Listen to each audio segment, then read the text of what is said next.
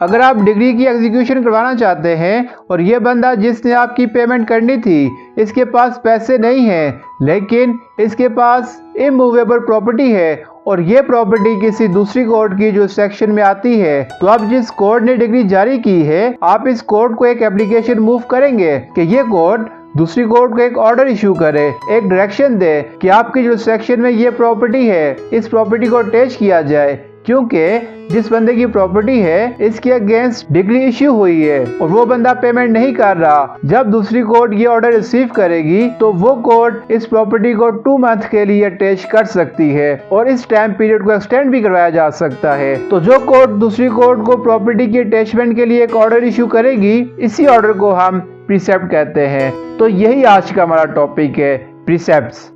Section 46 the code of civil procedure 1908 پریسیپٹس۔ چلے آئے شروع کرتے ہیں۔ Precepts. Upon the application of the degree holder, the court which passed the degree may, whenever it thinks fit, issue a precept to any other court which would be competent to execute such degree to attach any property belonging to the judgment debtor and specified in the precept. Section 46, subsection 2. The court to which a precept is sent shall proceed to attach the property in the manner prescribed in regard to the attachment of property in execution of a degree, provided that no attachment under a precept shall continue for more than 2 months unless the period of attachment is extended by an order of the court which passed the degree, or unless before the determination of such attachment the degree has been transferred to the court by which the attachment has been made and the degree holder has applied for an order for the sale of such property.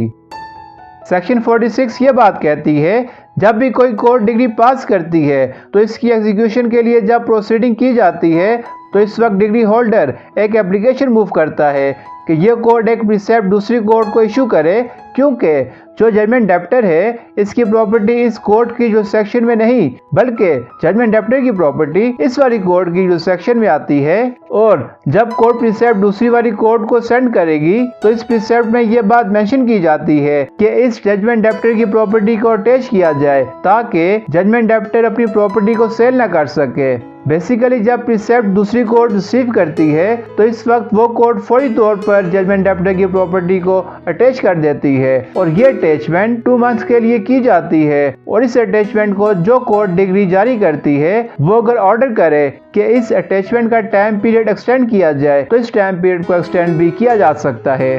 جس court کو پریسیپٹ جاری ہوتا ہے اگر اس court نے property کو ابھی تک اٹیچ نہیں کیا اور دوسری کورٹ نے ڈگری کو بھی ٹرانسفر کر دیا تو ایسی صورت میں بھی 2 منتھ کے ٹائم پیریڈ کو ایکسٹینڈ کیا جا سکتا ہے، اور ڈگری ہولڈر پراپرٹی کو اٹیچ کروانے کے بعد اس پراپرٹی کو سیل کرنے کے لیے اپلیکیشن موو کرے گا، پھر اس پراپرٹی کو اٹیچ کرنے کے بعد اس کو سیل کیا جا سکتا ہے۔ پریسیپٹ ایشو کرنے کا مقصد یہ ہوتا ہے کہ جو کورٹ ڈگری پاس کرتی ہے اس کی جو سیکشن میں اس بندے کی پراپرٹی نہیں ہوتی جس کے اگینسٹ ڈگری جاری ہوتی ہے، تو وہ بندہ جو کہ کیس جیت جاتا ہے وہ ججمنٹ ڈیپٹر کی پراپرٹی کو اٹیچ کرنے کے لیے اس کورٹ میں اپلیکیشن موو کرتا ہے کہ وہ کورٹ دوسری کورٹ کو پریسیپٹ ایشو کرے تاکہ ججمنٹ ڈیپٹر کی پراپرٹی کو اٹیچ کیا جا سکے۔ جس کورٹ کو پریسیپٹ بھیجا جاتا ہے اس کورٹ کی ٹیریٹوریل پیکنرری دونوں جو سیکشن ہوتی ہے، اگر پریسیپٹ بیونڈ دی پیکنرری اینڈ ٹیریٹوریل جو سیکشن بھیجا جاتا ہے تو کورٹ اس پریسیپٹ کو ریٹرن کر دیتی ہے۔